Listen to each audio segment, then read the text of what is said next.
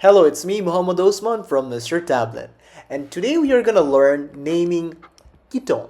So just like before, we have four rules. Rule number one tells us the longest carbon chain with C double bonded O group is chosen. So if we take this example, definitely this is the longest chain with C double bonded O. This is the C double bonded O. Rule number two, identify parent compound. When you see this C double bonded O, like here, C double bonded O group, you understand it is a ketone. Rule number three, most important rule. The carbon chain is numbered in a way that the carbon atom of C double bonded O group gets the smaller number. So you have to number from either this direction or from this direction in order to ensure that this carbon gets the lowest number. But for this example, we don't need to do anything like that as there is no substituent group. But for this example, we need to number the carbon. We will come to this example later. Let us solve this one first. And rule number four, just like before, the names and positions of substituents are put as prefixes in alphabetical order before the name of the parent ketone. Now over here we don't have any substituents, so the name of this compound is gonna be very easy. How many carbons are here in total? One. So one carbon, we have one carbon, we have two carbon, we have three carbon, and we have four carbon. So whenever there are four carbon, we call it bute. Remember, meet, eat, pro, but. So it's gonna be butanon. Whenever there is a ketone, we call it non, butanon. All right.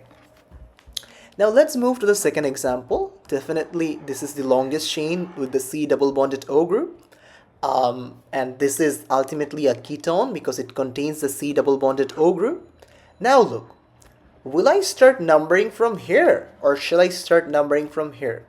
If I start numbering from here, like this carbon will be 1, this carbon will be 2, this carbon will be 3. Then this carbon double bonded O gets a number or position 3. However, if I start numbering from here, like this carbon is 1 and then this carbon becomes 2, in this case my carbon double bonded oxygen gets the lower number. So definitely we will start numbering from here. So this will be my first carbon, this is going to be my second carbon, this is going to be my third carbon, and this is going to be my fourth carbon.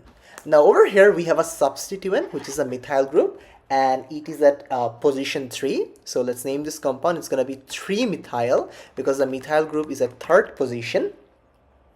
And in total there are 4 carbons, 1 carbon, 2 carbon, 3 carbon, 4 carbon.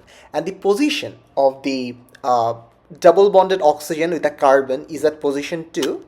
So it's going to be butane 2. This 2 indicates the position of this carbon double bonded oxygen actually. This 2 denotes the position. Butane 2 on. So the name of this compound becomes 3-methyl butane 2 on. 3-methyl butane 2 on. I just want to give a small reminder. Remember, while naming carboxylic acid, we always consider this carbon as 1. While naming aldehyde,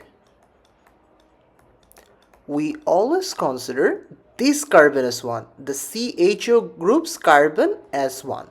But for ketone, we do not number this carbon as 1. We do not number this carbon as 1. Rather, we number the chain in a way so that this carbon double bonded oxygen or this carbonyl group gets the lowest possible number. Let me tell again, we don't number this carbon as 1 for case of ketone. Rather, we number the longest chain in a way so that this C double bonded O gets the lowest number. So that's it about naming ketone. If you have any questions, feel free to write in the comment. I would be glad to help.